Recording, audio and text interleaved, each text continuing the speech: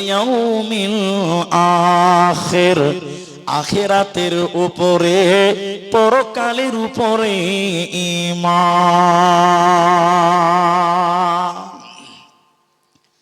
কিয়ামতের দিন জান্নাতীরা বলবেন আল্লাহ, জান্নাতীরা বলবেন, সওয়াল করবেন জাহান্নামীদের ব্যাপারে, এরা কেন জাহান্নাম গেল, কিসের কারণে জাহান্নাম গেল। আল্লাহ তাবারাক ওয়া তাআলা চারখানা কারণ বলেছেন কোরআনে, চারটা বলছেন, একটা বলে ওয়া কুন্না নুকাযযিবু বিয়াউমিদ্দিন, এরা পরকালকে মিথ্যা মনে করেছিল, মরার পরের জিন্দেগিকে তারা বিশ্বাস করত না, আখিরাতকে তারা মেনে নিত না, এর কারণে আজকে তারা জাহান্নাম যাবে, ওরা জান্নাতে যাবে না, পাবে না। আল্লাহ কোরআনে অন্য জায়গায় বলেছে, যখন মানুষের জাহান্নাম যাবে বলা হবে কেন কেন কেন, কিসের কারণে তাদের জাহান্নাম দেওয়া হচ্ছে। আল্লাহ তাবারাক ওয়া তাআলা দুইখানা কারণ বলেছে অন্য জায়গাতে, ওই দুইটির ভিতরে প্রথম নম্বর হলো ইন্নাহুম কানু লা ইয়ারজুনা হিসাবা, এরা হিসাবের দিনকে মানত না, পরকালকে মানত না। দুনিয়ায় তারা রং তামাশায় মেতেছিল, আখিরাতকে তারা ভুলে গেছিল, দুনিয়াকে তারা চিরস্থায়ী মনে করেছিল, আখিরাত তারা বিশ্বাস করত না, মানত না। এরই কারণে আল্লাহ এদের কিয়ামতের দিন টেনে হিচড়ে জাহান্নাম দেবে। কেমন করে তুমি ভুলে যাও ও মুসলমান, এ দুনিয়া रहने के लिए नहीं है बल्कि जाने के लिए आना है, अगर रहने के लिए आना तो जगह ही नहीं मिलता। এই পৃথিবীটা থাকার জায়গা নয়, দুনিয়া যদি থাকার জায়গা হতো আজকে দুনিয়াতে আদম আলাইহিস সালামকে দেখতে পাওয়া যেত, হযরত ঈসাকে দেখতে পাওয়া যেত, নবী মুহাম্মদকে দেখতে পাওয়া যেত।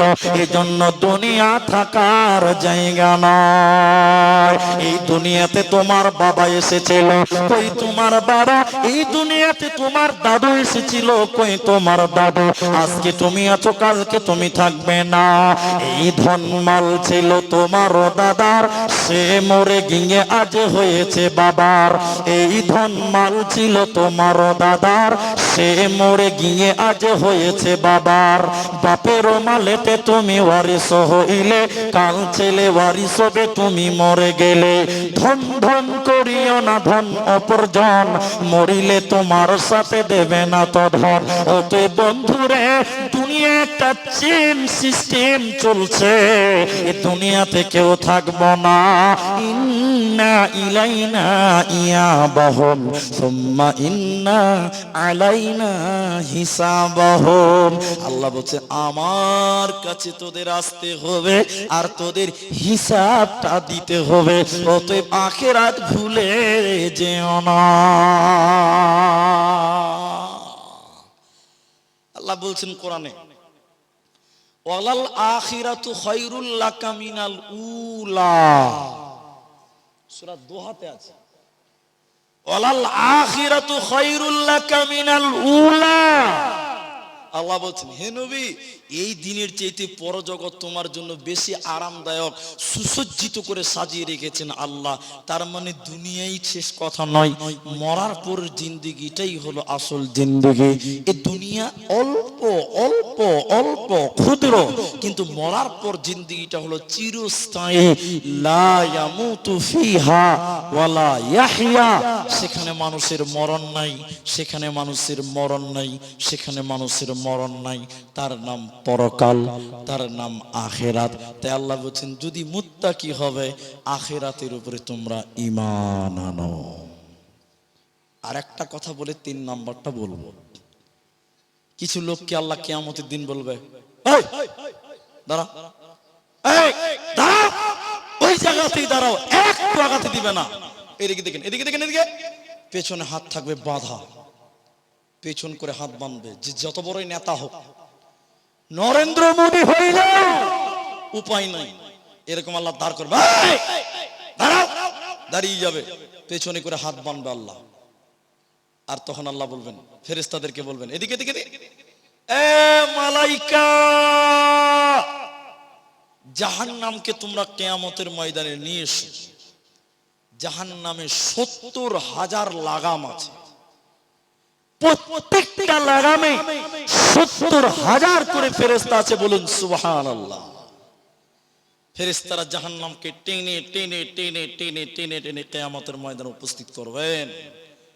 আপনাকে এইভাবে বাধা থাকবে, যত বড়ই মন্ত্রী মিনিস্টার হোক না কেন, বদমাস লোক মানে বাঁচার উপায় নাই। আল্লাহ এবার বলবে, এই এই এই দেখো দেখো জাহান্নাম, দেখো দেখো জাহান্নাম। জাহান্নাম মেঘের গর্জন যেরকম কড়ক কড়ক করে মেঘের গর্জন, জাহান্নামের রেগে গুসাতে গর্জন মারবে। আল্লাহকে বলবেন, অত্যাচারী গুলোকে দাও, প্রতিশোধ নিব, পিছিয়ে দিব, প্রতিশোধ নিব। জাহান্নাম দাও দাও করে চলবে। এই সময় যারা আল্লাহ আখিরাত ভুলে গেছিল, আল্লাহ তাদের দাঁড় করে রেখেছে। এবার আল্লাহ বলবে, দেখ দেখো জাহান্নাম, বেনামাজি তোমরা জাহান্নাম দেখো। যারা নামাজ পড়নি, রোজা করনি, পর্দা করো নাই, জাহান্নাম দেখো দাও দাও করে জ্বলছে। তখন আল্লাহ বলবে, বান্দা তোমরা চিনতে পারছো না, শুনে নাও, আমি আল্লাহ তোমাদেরকে বলেছিলাম, হাযিহি জাহান্নামুল্লাতী কুনতুম তুআদুন, এটাই সে জাহান্নাম যেটার ব্যাপারে দুনিয়াতে তোমাদেরকে ওয়াদা দেওয়া হয়েছিল। দুনিয়াতে তোমরা জাহান্নাম মানো নাই, দুনিয়াতে পরকাল তোমরা বিশ্বাস করো নাই। আজকে দেখো দেখো দেখো, হাযিহি জাহান্নামুল্লাতী কুনতুম তুআদুন, এটাই সে জাহান্নাম। আজকে পালাবার উপায় রবে না, রবে না, রবে না। মরণ কি তোর স্মরণ হলো না মুমিন ভাই, মরণ কি তোর স্মরণ হলো না? টাকা পয়সা জমিদারি পড়ে রবে দালান বাড়ি, আখিরাতের চিন্তা করলে না মুমিন ভাই, মরণ কি তোর স্মরণ হলো না? করলে না তুই নামাজ রোজা, হলো রে তোর পাপের বোঝা, আখিরাতের চিন্তা করলে না মুমিন ভাই, মরণ কি তোর স্মরণ হলো না? অতএব সেই দিনকে মাথায় নিয়ে চলো, পৃথিবীতে গুনাহ হবে না। 1 মিনিট বলবো একটা কথা, 1 মিনিট বলছি। কারো মাথায় যদি খালি আখিরাতটা ঢুকে যায়, মরতে হবে, বাস ওর জীবন সাকসেস। এই মরণে আছে কি? অনেক কিছু আছে। খালি দিদিকে ঢুকে এলেন, মরতে হবে। ইবনে উমার তিনার ব্যক্তিগত কল, রসুলের কথা বলছেন, তিনি নিজে বলছেন, এদিকে দেখেন, যে সকাল পেয়েছো সে সন্ধ্যাবেলার আশা করিও না। যে সন্ধ্যা পেয়েছো সকাল বেলার আশা করিও না। আবার বলি, যে সকাল পেয়েছো সন্ধ্যাবেলার আশা করিও না। যে সন্ধ্যা পেয়েছো সকাল হবে, তুমি পাবে, এই আশা করিও না। কারণ কার কখন মওত হবে পৃথিবীর কেউ আমরা তা জানি না, কেউ জানি না। তো তোমার মাথায় খেলে ঢুকে লাও, মরতে হবে। এই এদিকে দেখেন, ব্যবসা করেন, সারের দোকানি, ওজন করছেন সার, 100 গ্রাম কম দিয়েছেন। কেন দিয়েছেন? মরার ভয়টা নাই। কথা ঠিক বললাম না ভুল বললাম বলে? যদি মাথায় এই ভয়টা থাকতো যে মরতে হবে আর আল্লাহর কাছে যেতে হবে, বাস যখনই 100 গ্রাম কম হবে ওর বিবেক বলবে, রে খেপা মরবি, আল্লাহর কাছে যেতে হবে। তাহলে যার ভিতরে মরণের ভয়টা ঢুকে যাবে, আল্লাহ বলে ভয় ঢুকে যাবে, ওই লোকের দ্বারা গুনাহ করা সম্ভব হবে না। এই একটু কথা বলো, সবাই বলো, এই কথাটা আরো গুরুত্বপূর্ণ, ভালো করে বুঝেন। আপনি ঘুমান, আমি ঘুমাই, আপনি ঘুমান, আমি ঘুমাই। ঘুম ভাঙলে হবে সকাল, আর ঘুম না ভাঙলে হবে পরকাল। জি, আমাদের ইউটিউবাররা এগুলো প্রচার করতে জানে না। বাংলাদেশে দেখেন কি গুরুত্বপূর্ণ কথা এটা, আপনি বুঝতেই পারলেন না। আপনি ঘুমান, আমি ঘুমাই, আমরা সবাই ঘুমাই, ঘুমাই না? মানুষের জীবনে সকাল হবে তার কোনো গ্যারান্টি আছে? বলুন। কত মানুষ ঘুমোতে গেছে রাতে খাবার খেয়ে, সকালবেলা ডাকছে, দরজা খুলে না, কোনো আওয়াজও হয়নি, কোনো চিৎকার নাই বাড়িতে। সকালে দরজা খুলছে, দরজা খুলছে না, দরজা খুলছে না, একবার দুবার তিনবার, 10 মিনিট 5 মিনিট আধ ঘন্টা, দরজা ভেঙে দেখছে সুন্দর বেচারা আল্লাহর ডাকে সাড়া দিয়ে চলে গেছে। ঠিক বললাম না ভুল বললাম বলেন? অতএব আপনি মরবেন, মরার চিন্তাটা মাথায় নিয়ে রাখেন যে আমাকে আল্লাহর কাছে যেতে হবে। ইন্না ইলাইনা ইয়াবাহুম থুম্মা ইন্না আলাইনা হিসাবাহুম। আল্লাহ কোরআন বলছেন তুরজাউন, তুরজাউন, 3 বার বলছি। আল্লাহ বলছেন কুল্লু নাফসিন যায়িকাতুল মাউত সুম্মা ইলাইনা তুরজাউন। কতবার বলেছেন আল্লাহ কোরআনে আমার জানা নাই। আল্লাহ বলছেন প্রত্যেকে মরতে হবে, মরা মানে শেষ না। আর এরপরে বলছেন সুম্মা ইলাইনা তুরজাউন, তোদেরকে আমার কাছে ফিরতে হবে। আমরা সবাই ফিরবো কার কাছে? সবাই একবার জোরে বলুন, কার কাছে? আল্লাহর কাছে ফিরবো। অতএব আখেরাতকে স্মরণ করো। তুমি ঘুমাও, আমি ঘুমাই, ঘুম ভাঙলে সকাল, ঘুম না ভাঙলেই হবে পরকাল। ঠিক বললাম না ভুল বললাম বলেন? স্মরণ করো। তাহলে কটা হলো? আল্লাহর উপরে ঈমান, পরকালের উপরে ঈমান। পরকাল নিয়ে বলতে গেলে ঘন্টার ঘন্টা লাগবে। কোরআনের 4 ভাগের 3 ভাগ শুধু আখেরাত কেন্দ্রিক হয়েছে।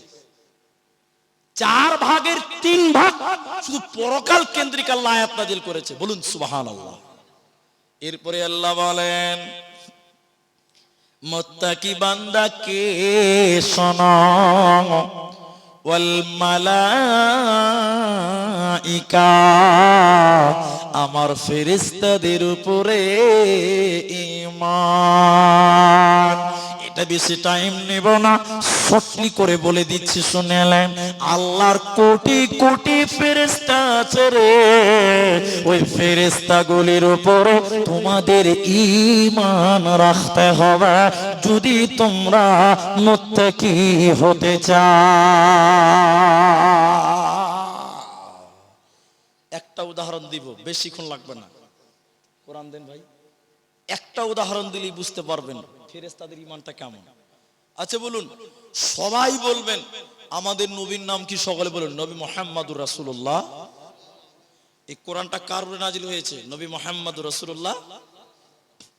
শিয়া, শিয়া, শিয়াদের আকীদা আমার দিকে দেখেন।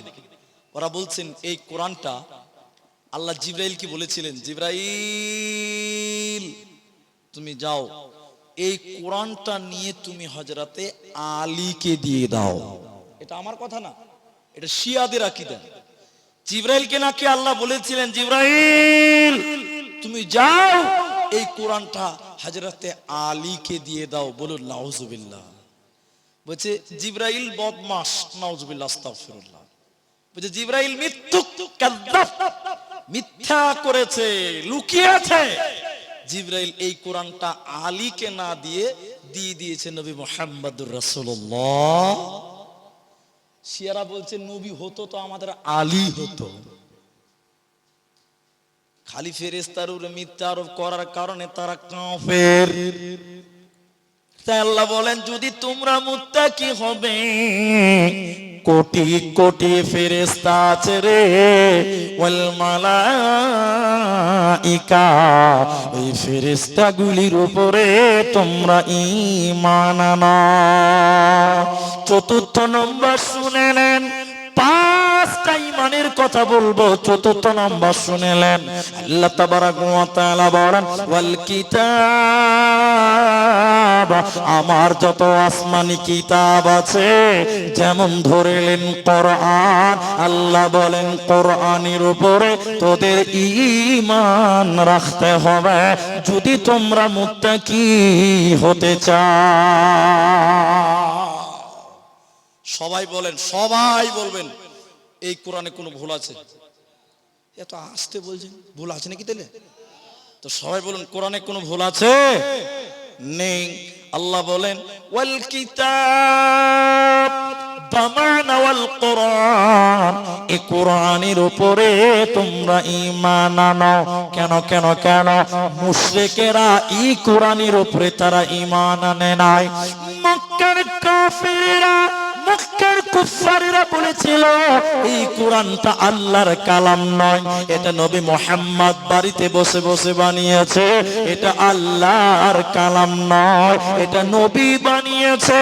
এই জন্য মক্কার কাফেরেরা, মুশরিকেরা নবীকে কবি বলেছিল, বলেছিল নবীজি সাহিত্যিক হয়ে গেছে, কবি হয়ে গেছে, না হলে এত সুন্দর কিতাব বানাতে পারতো না। মাদ্রাসার ছেলেগুলো সব ঘুমিয়ে গেছে নাকি ভাই? মাদ্রাসার ছেলেগুলো কই? চলে গেছে, ছোট ছোট ছেলে তো। এদিকে দেখেন, এদিকে দেখেন, আর কত শুনবে? রাত দিন তো মুলবিদের কাছে জালসা শুনতে আছে। জি ভাই, ওরা শুনবে না, ওরা খালি শোনাবে। শোনেন আমি যে কথা বলছি, নবীজিকে কাফেরেরা বলেছিল কবি। কবি বাংলা বুঝছেন তো সবকিছু? কবি কেন বললো? এদিকে দেখেন, কোরআনের মিল শুধু দেখেলেন বাস, তাইলে হয়ে যাবে। সূরা কাউসার, আমার দিকে দেখেন, ইন্না আ'তাইনাকাল কাউসার। সার শেষে কি আছে? আরে শেষের অক্ষরটা কি আছে? র র র কি আছে? আলিফ বা তা সাথে র আছে না? ইন্না আ'তাইনাকাল কাউসার, শেষে কি আছে? সবাই বলুন র। দ্বিতীয় আয়াত পড়েন, ফাসাল্লি লিরাব্বিকা ওয়ানহার, শেষে কি আছে? র। তিন নম্বর আয়াতটা পড়েন, ইন্না শানিয়াকা হুয়াল আবতার, শেষে কি আছে? সুবহানাল্লাহ বলবেন না? দেখেন কোরআন কত সুন্দর মিল কবিতা।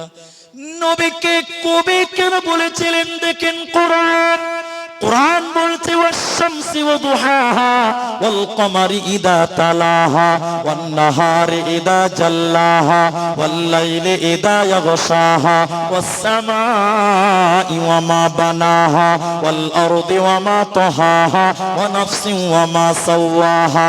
সব শেষে হা হা হা, এত সুন্দর মিল। তাই মক্কার কাফেররা বলেছিল নবীজি কবি হয়ে গেছে, না হলে এত সুন্দর কবিতা বানাতে পারতো না। আল্লাহ তাবারাক ওয়া তাআলা বলেন, বান্দা না, নবীজি কবি হয়নি। এই কোরআনটা নবীজির বাণী নয়, বরং এই কোরআনটা আমি আল্লাহর বাণী। এটা নবীজির হতে পারে না, পারে না। আল্লাহ চ্যালেঞ্জ দিয়ে বলেছেন, শুনে নাও, যদি তোমরা দাবি করো এই কোরআনটা নবীজি বাড়িতে বসে বসে বানিয়েছে, তাহলে আমি নবী বলছি তোমরাও তো মানুষ, নবীও মানুষ। নবী যদি 30 পারা বানাতে পারে তোমরা দাবি করো, তাহলে তোমরা কেন বানাতে পারছো না? আল্লাহ চ্যালেঞ্জ দিয়ে বললেন 114টা সূরা বানাতে হবে না, 30 পারা বানাতে হবে না, একটা সূরা তোমরা বানিয়ে দেখাও। ইন কুনতুম সাদিকিন, যদি তোমরা প্রকৃত সত্য হয়ে থাকো। পৃথিবীর কেউ কোরআন বানাতে পারেনি, ভবিষ্যতেও কেউ পারবে না, এরই নাম কোরআন। আল্লাহ তাবারাক ওয়া তাআলা বলে, যদি তোমরা মুত্তাকি হবে রে, শুনে নাও, ওয়াল কিতাব, আমার কোরআনের উপরে, কোরআনের উপরে, আসমানি কিতাবগুলির উপরে তোমাদের ঈমান রাখতে হবে। কোরআন পড়লে নেকি, শুনলে নেকি, মানলে নেকি, ওর পেছনে টাকা দিলে নেকি, সময় দিলে নেকি, টোটালটাই নেকি হবে। বলুন সুবহানাল্লাহ। এটা কথা বলছি খালি, 5 নাম্বারটা বলবো, একটু ধৈর্য ধরেন, একটু দেখছি। পৃথিবীতে অনেক বই আছে, সারাদিন এদিকে দেখেন, এদিকে দেখেন, এদিকে বিন বিন বিন বিন বিন বিন করে পড়ছেন, সারাদিন পড়ছেন, সারাদিন পড়ছেন। ভাই জ্ঞান বাড়তেও পারে, নাও পারে। পৃথিবীতে যত কিতাব আছে পড়লে জ্ঞান বাড়বে, এই গ্যারান্টি দেওয়া যাবে? কারণ অনেক বই পড়ে মানুষেরা খ্যাপা হচ্ছে। জি ভাই, এজন্য সব বই পড়ে জ্ঞান পাওয়া যাবে না। এবার আরেকটা কথা বলছি, পৃথিবীতে যত বই আছে সারাদিন পড়লে নেকি পাওয়া যাবে? নেকি পাওয়া যাবে? যাবে না। কিন্তু বলুন সুবহানাল্লাহ, কোরআন এমনই একটা কিতাব, পড়লে জ্ঞান বাড়বে। সন্দেহ আছে? সবাই বলুন সন্দেহ আছে? না। মাদ্রাসা ছেলেদের মতন চালাক গোটা দুনিয়াতে কোনো ছাত্র নাই। মাদ্রাসা ছেলেরা যত চালাক, গোটা দুনিয়ার কোনো ছাত্র অত চালাক নয়। এবার আরেকটা কথা বলি, এই কোরআন পড়লে নেকি হবে, কারো সন্দেহ আছে? আল্লাহ রাসূল বলছেন আলিফ লাম মিম, তিনটা হরফ যে পাঠ করবে আল্লাহ তাকে 30টা নেকি দিবে। বলুন সুবহানাল্লাহ। প্রতিটা অক্ষরে অক্ষরে নেকি পাওয়া যায়। আরেকবার বলুন সুবহানাল্লাহ। 4টা হয়ে গেল। পঞ্চম নম্বরটা শুনেন, আল্লাহ তাবারাক ওয়া তাআলা বলেন মুত্তাকি হবে। শোনো, ওয়ান নবিয়্যিন, নবীদের উপরে ঈমান। তোমার মতন দয়ার নবী আর পাবো না, তোমার মতন প্রিয় রাসূল আর পাবো না। দেখা দিও গো নবী, চুপে যায়ও না, তোমার মতন প্রিয় নবী আর পাব না। নবীজি মোর বনে বনে চরাইতেন ছাগল, লোকে তারে দেখে বলতো নিহাত একটি পাগল। পাগল নয় রে পাগল নয়, প্রভুর প্রেমের দিওয়ানা, তোমার মতন প্রিয় নবী আর পাব না, তোমার মতন প্রিয় রাসূল আর পাব না। আল্লাহ 5 নাম্বার বলেন, ওয়ান নবিয়্যিন, নবীদের উপরে ঈমান। 5টা মিনিট পা ধরে বলছি, আমার দিকে তাকিয়ে থাকেন। নবীর উপরে ঈমান মানে নবীকে মেনে নেওয়া। কেমন মেনে নেবেন দেখেন, এদিকে দেখেন। এখনকার মসজিদে যদি কেউ স্যান্ডেল পরে ঢুকে যায়, ইমাম সাহেব তার পা ভেঙে দিবে। দিবে কি দিবে না? দিবে না। বা কেন? ঝাড়ু দিচ্ছে তো মুলবি সাহেব, ঝাড়ুটা দিচ্ছে তো ইমাম সাহেব, তো আর তোর আগ উঠবে। জি, কিছু কিছু লোক জুমার দিন মসজিদে যাবে, মসজিদে যাবে বলে পেশাবখানাতে গন্ধ কেন আসছে? আচ্ছা বলুন, পেশাবখানাতে গন্ধ আসবে না তা আতরে সেন বাড়াবে? ওর কথা বলার হুঁশ হয়েছে ওটা। মুলবিকে যে বলছে, মুলি পেশাবখানাতে এত গন্ধ কেন? তো গন্ধ হবে না তা আতরের বাসনা বাড়াবে? তুই কি আতর ফেলছিস ওখানে? খাপা খুন্ডে। তো শুনেন, আল্লাহ রসুল নামাজ পড়াচ্ছেন। নামাজ পড়াচ্ছেন কে? আল্লাহ রসুল। পায়ে জুতা স্যান্ডেল আছে। পায়ে কি আছে বললাম? স্যান্ডেল আছে, চপ্পল আছে। আল্লাহ রসুল ইমাম, পেছনে সাহাবীরাও স্যান্ডেল পরেই নামাজ পড়ছেন। সুবহানাল্লাহ বলো। আর আমাদের দেশে কিছু কিছু ছুচকো মুলবি আছে, ছুচকো মুলবি বলছে গুরুস্থানে স্যান্ডেল পরে যাওয়া যাবে না। বলছে কি বলছে না? আচ্ছা না? আরে আল্লাহর ঘর মসজিদে নামাজ পড়া যায়, ফরজ নামাজ স্যান্ডেল পড়ে যাবে, আর গুরুস্থানে যাওয়া যাবে না মানে? ওটা অনেক লম্বা আলোচনা। একটা তহের, একটা তুহুর, একটা এক বচন, একটা দ্বিবচন। একটা এক বচন, সে নিজে পবিত্র, অন্য কাউকে পবিত্র করতে পারে না। যেমন মধু, দুধ, এগুলো পবিত্র। দুধ পবিত্র না? মধু পবিত্র না? এগুলো নিজে পবিত্র, কিন্তু অন্য কাউকে পবিত্র করতে। আর তহুর পানি, পানি নিজেও পবিত্র, ওটাতে উজু করলে, গোসল করলে সেও পবিত্র হয়। হয় কি হয় না? মাটি হলো তুহুর, মাটি নিজে পবিত্র, মাটি দিয়ে কেউ মাসা করতে পারবে, কেউ বাসন মাজতে পারবে, আরেকটাকে পবিত্র করতে পারে। যে কথা আমি বলছিলাম, আল্লাহ রসুল নামাজ পড়ছেন, স্যান্ডেল পরে ইমামতি করছেন। সাহাবীরাও স্যান্ডেল পরে নামাজ পড়ছেন। হঠাৎ জিবরাইল এসে নবীজির কানে কানে বলছেন, আল্লাহ নবী, স্যান্ডেলে গোবর, ময়লা। আমি গোবরটা বোঝার জন্য বললাম, স্পষ্ট ময়লা, স্যান্ডেলটা খুলেন। এদিকে দেখে দেখে আল্লাহ রসুল নামাজ পড়তে পড়তে স্যান্ডেল খুলে নামাজ শেষ করলেন। সালাম ফিরিয়ে দেখলেন সাহাবীরা সবাই স্যান্ডেল খুলে নিয়েছে। বলুন সুবহানাল্লাহ। আল্লাহ রসুল বলছেন এই তোমরা কেন খুলেছ? ওটা আমাকে জিবরাইল বলেছে, আমার পায়ে স্পষ্ট ময়লা, তো তোমরা খুললা কেন? সাহাবীরা বলছে হুজুর আপনি খুলেছেন ওই লেগে আমরাও খুলেছি। সুবহানাল্লাহ, কি কালকে বলবে? এর নাম হলো ইত্তেবা। দেখেন আরেকটা শোনাই আপনাদের, এদিকে দেখেন, সবাইকে ভালো লাগবে, এদিকে নোট করো। আল্লাহ রসুল একটা রাস্তা দিয়ে হেঁটে যাচ্ছে, পশ্চিম কোন দিকে? এটা পশ্চিম। উত্তর দক্ষিণ দিকে দেখেন, আমি এদিকে দেখেন, এই উত্তর দিক থেকে দক্ষিণ দিকে আল্লাহ রসুল যাচ্ছে, আর দক্ষিণ দিক থেকে একটা কাফের কাফের উট নিয়ে যাচ্ছে রসাকোয়ার হাটে বিক্রি করবে। কথা বুঝতে পারছেন? রাস্তাতে আল্লাহ রসুলের সঙ্গে দেখা, তা আল্লাহ রসুল বলছেন ওই ওই কোথায় যাবি রে? এদিকে শুনেন, কোথায় যাবি রে?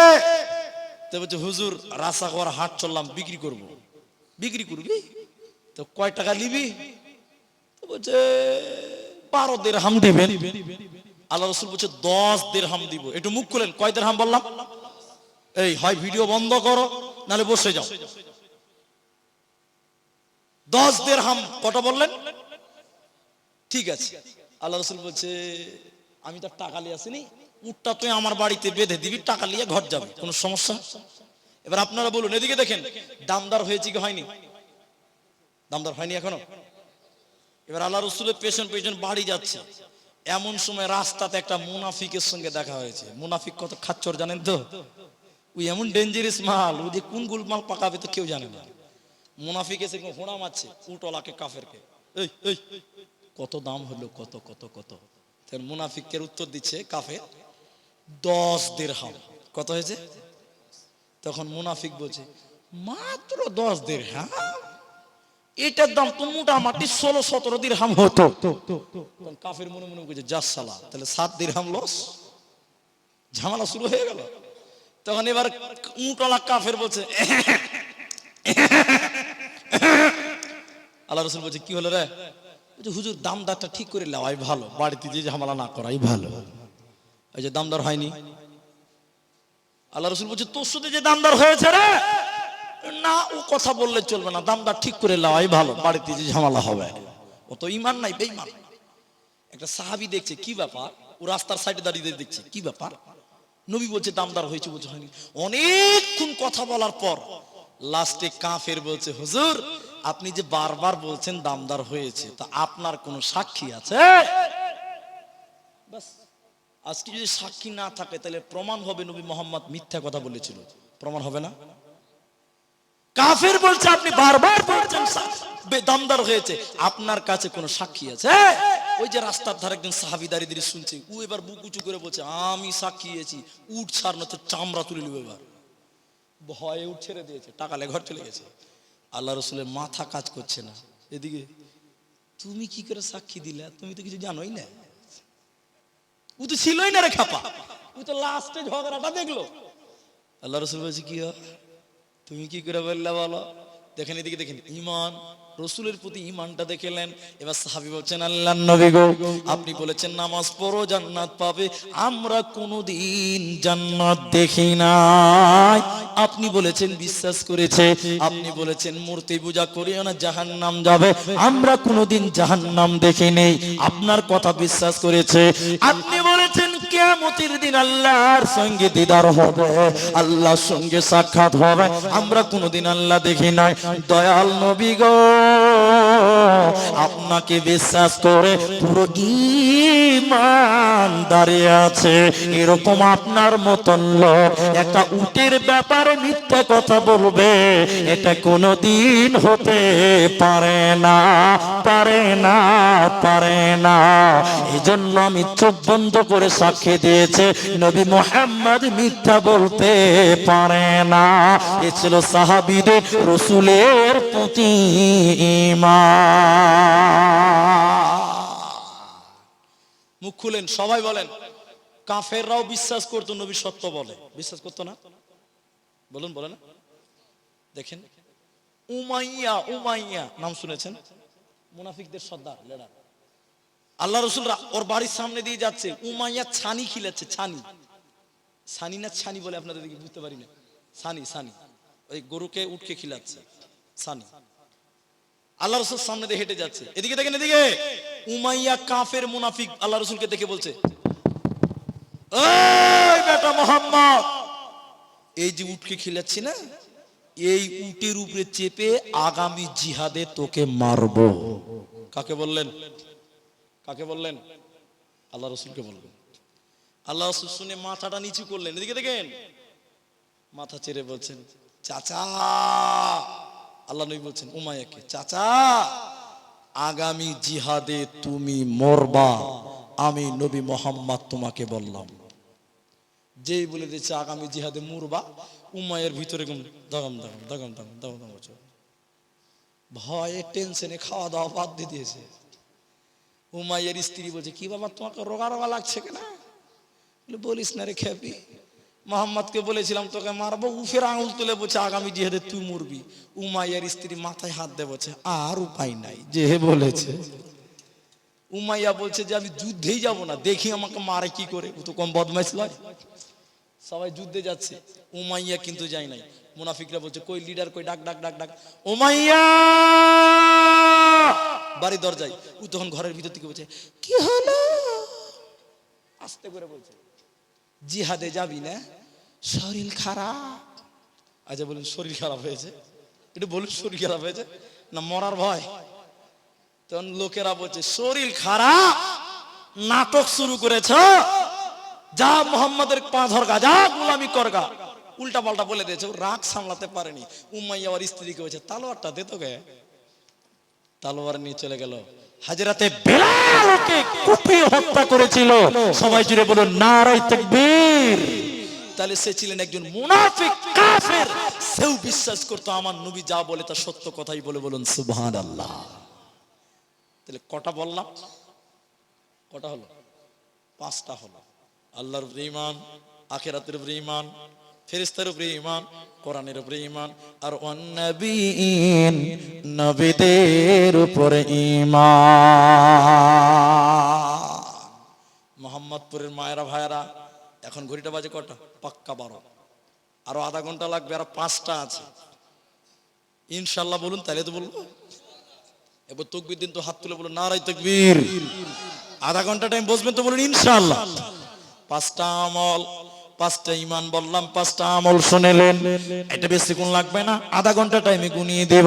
আল্লাহ তাবারাক ওয়া তাআলা বলেন, ওয়া আতাল মালা আলা হুব্বিহি যাবিল কুরবা ওয়াল ইয়াতামা ওয়াল মাসাকিনা ওয়া আবনাস সাবিল।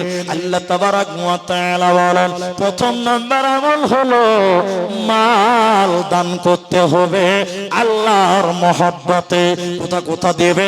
আল্লাহর রাস্তায়, মসজিদে দেবে, মাদ্রাসায় দেবে। ওয়াল ইয়াতামা, এতিমদেরকে দেবে। ওয়াল মাসাকিনা, মিসকিনদেরকে দেবে। আর পথচারীদেরকে দেবে। তৃতীয় নম্বর আমল শুনে নাও, ওয়া আকামুস সালাতা, নামাজ কায়েম করতে হবে। কারণ মুত্তাকি কোনোদিন বেনামাজি হতে পারে না। 3 নম্বর আল্লাহ আমল বলছেন, ওয়া আতাজ যাকাত, যাকাত প্রদান করতে হবে। ওয়াল মুফুনা বিআহদিহিম ইযা আহাদু ওয়াস সাবিরিনা ফিল বাসাই ওয়াদ দাররাই ওয়া হিনাল বাস। আল্লাহ তাবারাক ওয়া তাআলা বলেন, আল্লাহর মহব্বতে মাল দান করতে হবে, এতিমদের দিতে হবে, মিসকিনদের দিতে হবে, মুসাফিরদের সহযোগিতা করতে হবে। 3 নম্বর আমল হলো ওয়া আকামাস সালাত, নামাজ কায়েম করতে হবে। 3 নম্বর ওয়া আতাস যাকাত, যাকাত প্রদান করতে হবে। 4 নম্বর আল্লাহ বলেন, বিপদে আপদে সুখে দুঃখে চড়াই উতরাই আল্লাহ বলছেন, ওয়াল মুফুনা বিআহদিহিম ইযা আহাদু ওয়াস সাবিরিনা ফিল বাসাই ওয়াদ দাররাই ওয়া হিনাল বাস। বিপদে আপদে সুখে দুঃখে ধৈর্য ধরতে হবে। এই 5টা কথা বলার পর আমার আল্লাহ বলে, উলাইকাল্লাযীনা সাদাকু ওয়া উলাইকা হুমুল মুত্তাকুন, তারাই হলো প্রকৃত মুত্তাকি। তাহলে পাঁচটা 10টা। এক নম্বর, নামাজ পড়লেই হবে না, আল্লাহর উপরে ঈমান, আখিরাতের উপরে ঈমান, ফেরেশতাদের উপরে ঈমান, কোরআনের উপরে ঈমান, আর আপনার কিনা নবীদের উপরে ঈমান। আমল 5টা শুনেলে, আল্লাহ রাস্তায় দান করো, নামাজ কায়েম করো, যাকাত দাও, ওয়াদা চুক্তি ভঙ্গ করিও না। এরপরে আল্লাহ বলছে বিপদে আপদে ধৈর্য ধারণ করো।